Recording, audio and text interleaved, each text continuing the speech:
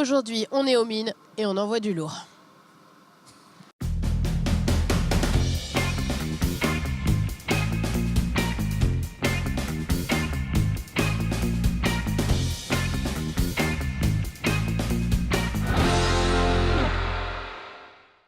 Bonjour à tous, soyez les bienvenus dans Sur Place, l'émission qui se déplace au gré de l'actualité. L'actualité aujourd'hui, elle est matinale puisqu'il est 6h30 du matin et nous nous trouvons aux mines. Le marché d'intérêt national de Nantes, c'est l'équivalent d'un Rungis et ça tombe bien d'ailleurs puisque c'est le deuxième marché de grossistes après Rungis en France. Et si on est là aujourd'hui, c'est pas pour vous parler du déménagement car oui, le mine va bouger, il va aller à Rezé en 2019.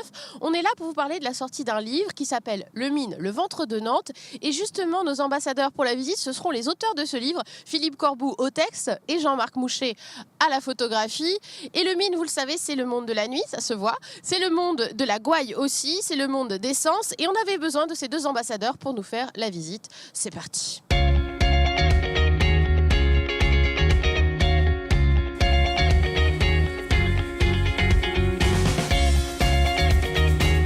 J'ai ouvert le livre à la page qui concerne l'endroit où nous nous trouvons et je suis avec Jean-Marc Mouchet, le photographe du mine, le ventre de Nantes. Bonjour Jean-Marc.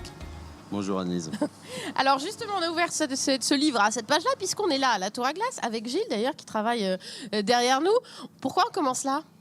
C'est un peu le point de départ à chaque fois aux mines. Commence là parce qu'en fait, quand je venais le matin pour faire les photos, Gilles, c'était mon rendez-vous. C'est mon rendez-vous du matin. À chaque fois que j'arrivais dans la mine, je passais à droite, je tournais, puis je venais là. Donc on taillait la bavette, comme on disait. Ouais. Hein. Donc on parlait un petit peu du prix du pain, de la cigarette, surtout qu'on fumait pas. Et puis voilà. Puis après, j'enchaînais mes petits rendez-vous sur le carreau, à l'allée nord, l'allée sud.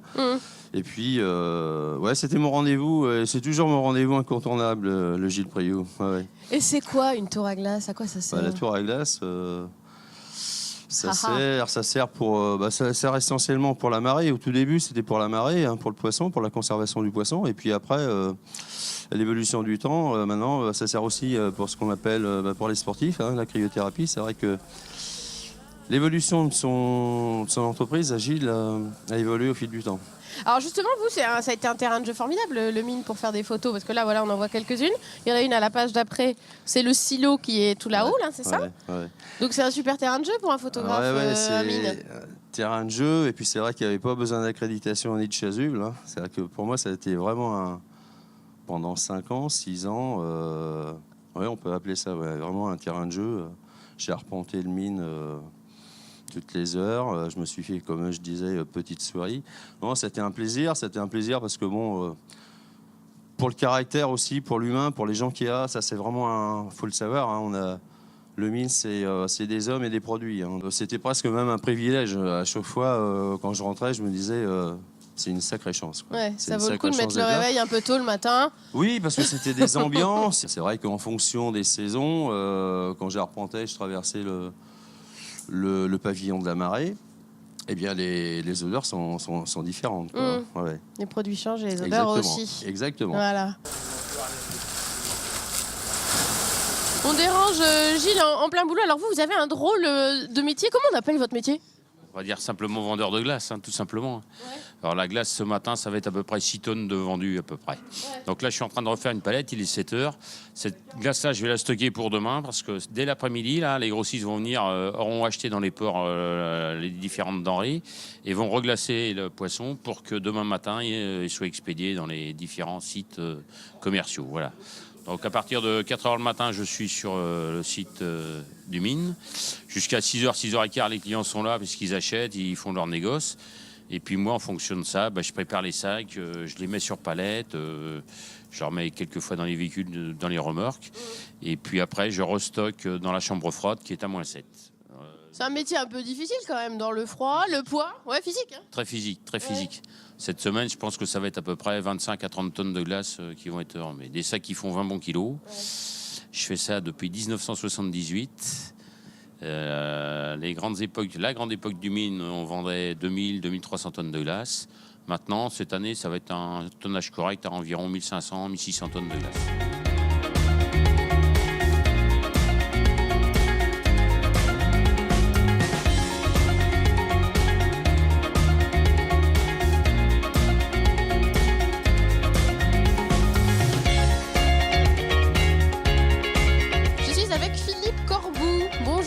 Philippe. Bonjour Annelise. Journaliste, confrère de Presse Océan et auteur du livre que vous tenez entre les mains, Le Mine, le ventre de Nantes.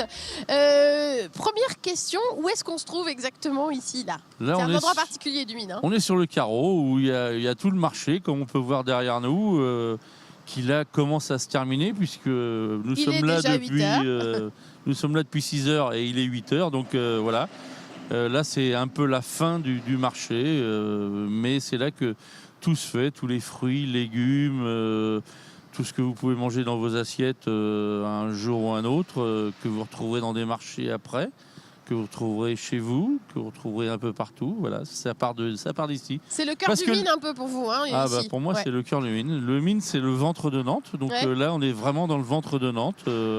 On est à l'endroit magique, stratégique, avec plein de personnes qui travaillent là. Il y a du bio, il y a du non-bio. Mais il y a plein de gens, il y a plein de passions, il y a plein de vies.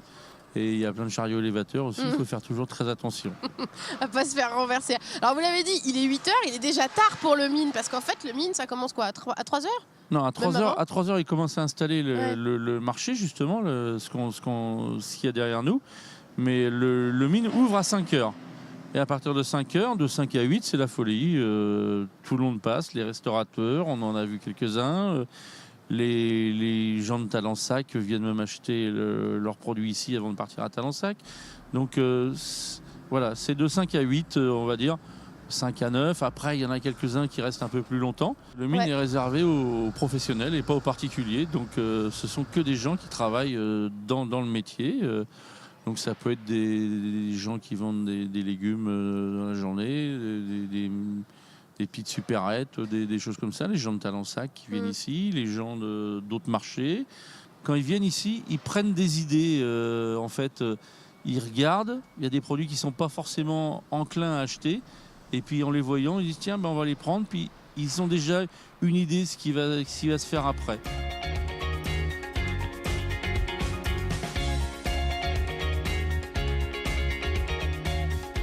C'est vrai que c'est un livre qui est fait de portraits, en vérité. Vous avez choisi de parler surtout de l'humain.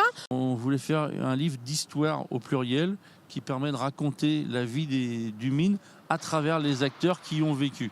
Donc on commence au Champ de Mars avec des gens qui ont vécu au Champ de Mars, qui ont connu le Champ de Mars. Et on passe bien évidemment ici et ça se termine sur le futur Mine derrière Océane, en face d'Océane du moins, qui ouvrira le 7, 14 et 21 janvier 2019, même s'il y a déjà eu quelques départs d'ici. Mais c'était voilà, des portraits, il y en a d'autres encore. Il y a Monique Le Beaupin qui reste un des derniers à faire du poisson ici. C'est une des 3 dernières pour l'instant. La marée, on a connu jusqu'à 24 personnes à la marée. Là, ils ne sont plus que 3 aujourd'hui. Mais c'est un truc extraordinaire. Il y a aussi Bobby l'éponge. Ah bah Bobby, oui, Bobby, il est un peu derrière nous là-bas. C'est un personnage atypique. C'est la personne qui nettoie les camions, les voitures. Et il fait ça. C'était son frère avant, Bob, et maintenant c'est Bobby. Donc voilà. Mais le Mine, c'est une kyrielle de personnages, tous les plus extraordinaires les uns que les autres.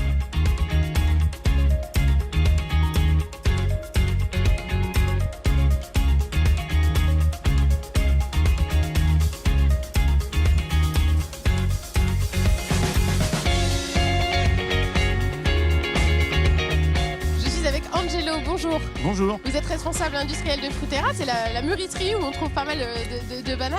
Et vous êtes un des vétérans du Mine, on peut le dire, puisque alors vous avez carrément connu le Mine quand vous étiez tout petit. Oui, je suis arrivé sur le Mine de Nantes avec mes parents, j'avais 9 ans.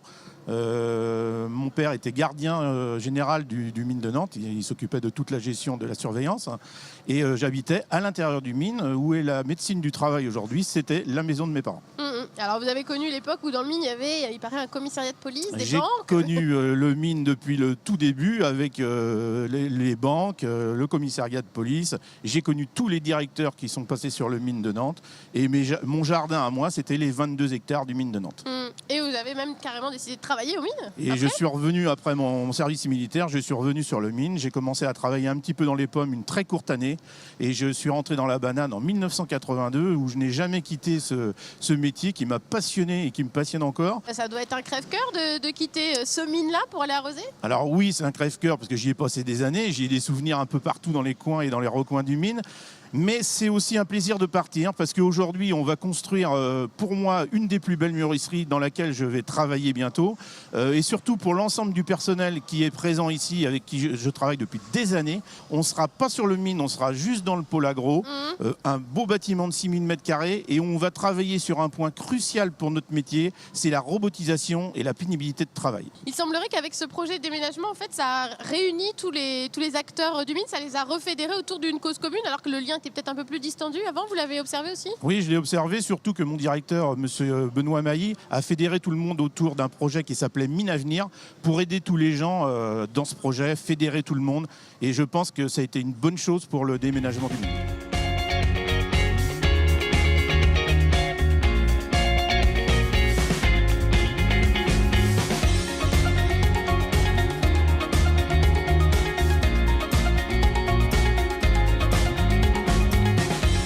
Jean-Marc, on vient de manger une entrecôte madurée. C'est la spécialité ici de la Palette. Il était seulement 10h30, donc je crois que c'est quand même une première pour moi, sans doute pas pour vous.